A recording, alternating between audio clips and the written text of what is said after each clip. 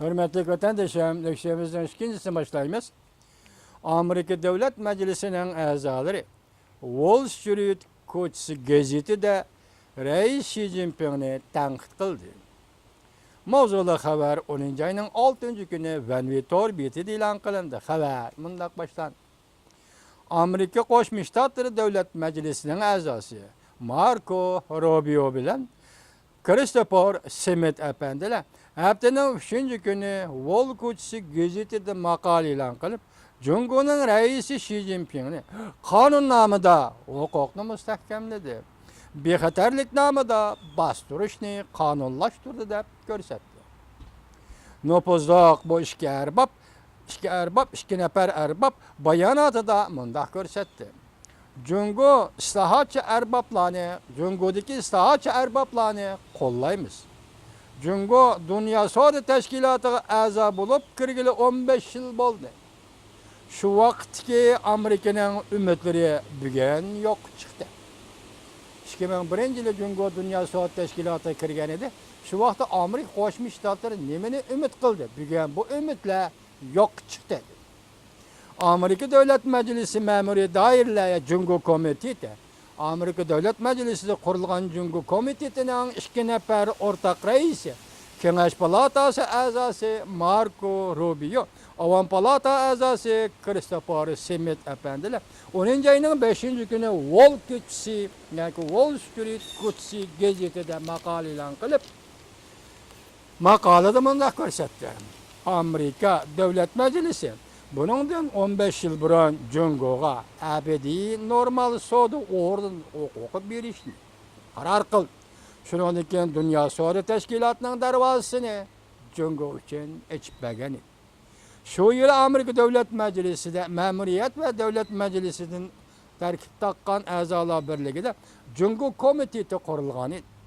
2 nafar nopozliq arbab Christopher Smith ve Marco Rubio'lar mundaq ko'rsatdi. Şu vaqtki ümitlerimiz savdo ticaretinin örlüşü ve terakki qilishi ergishib, Jungo texmi erkin, texmi mas'uliyatchan davlat bo'lib, xalqaro sistemaga kirdi. U holda mas'uliyatchan, manfaatdor davlat bo'lib qoladi deb umid qilgan edi. Lekin 2 nafar nopozliq arbab so'zning uramini o'zgartib maqolada mundaq ko'rsatdi. 15 yıldan keyin şu vaqtki ümitlerimiz herkes ishga oshmadi. Mag'lub bo'ldik. Diqqat vatandaşım.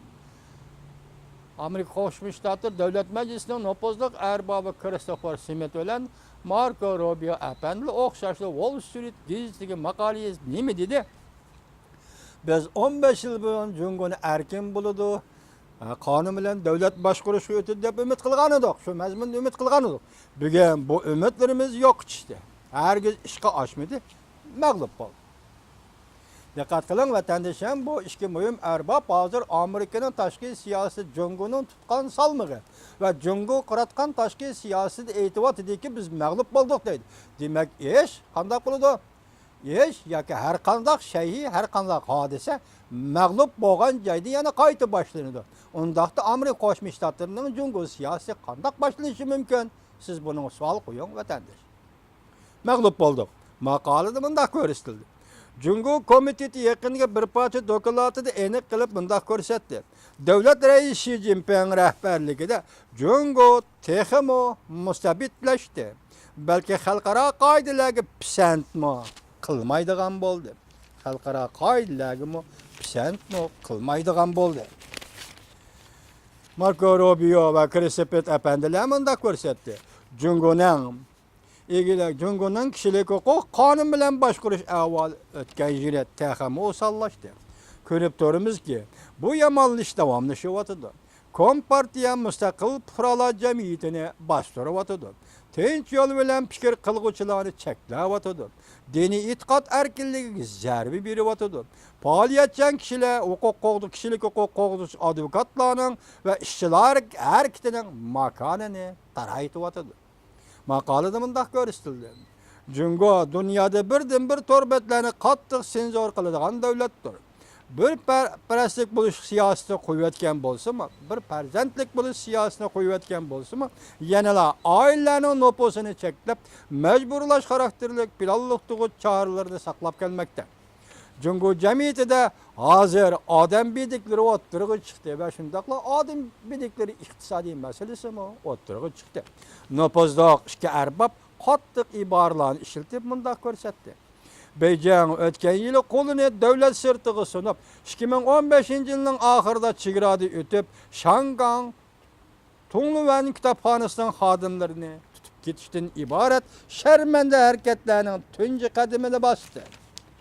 Tarix sodir bo'lmagan bu deyli tunji qatam Shangangda yuz berdi.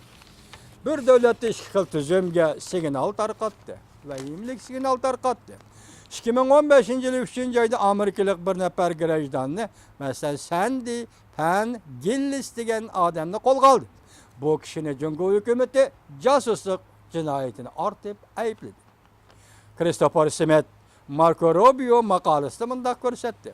Rais Xi Jinpingning huquqliq o'rni kuchaytirilgan ideologiya bilan tizginlash, yangidan qonun tuzib, huquqni mustahkamlash, bexatarlik nomida kishilik huquqi daxli taruz qilish, advokatlarni g'oyib qilib etish, xo'rlash, televizorda iqror qildirish bilan xarakterlandi.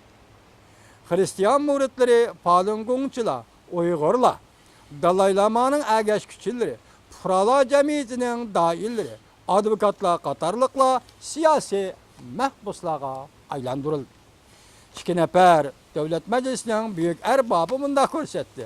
Amerika davlat majlisi ma'murlaridan ta'sis qilingan Jungo komitetining material bo'limida Jungodagi siyosiy mahbuslarning soni 1300 nafar. Jungodagi siyosiy mahbuslarning soni 1300 nafar deydi. Bu Uyg'urning bir mahallasidan qo'lga olingan odamning sonimi yoki Christopher Smith efendim bu yerda yengilib qoldimi? Yengilishib qoldimi qanday? Bu 1300 nafar degani butun mamlakat bo'yicha Xitoyda 13 ming desam birga 1300 nafar deydi. Nopuzli 2 nafar arbab mundaq ko'rsatdi. Tarix ko'rsatdiki, Jungoning o'zgarishni ilgari suradigan ko'ch, ya'ni Jungoliklardir.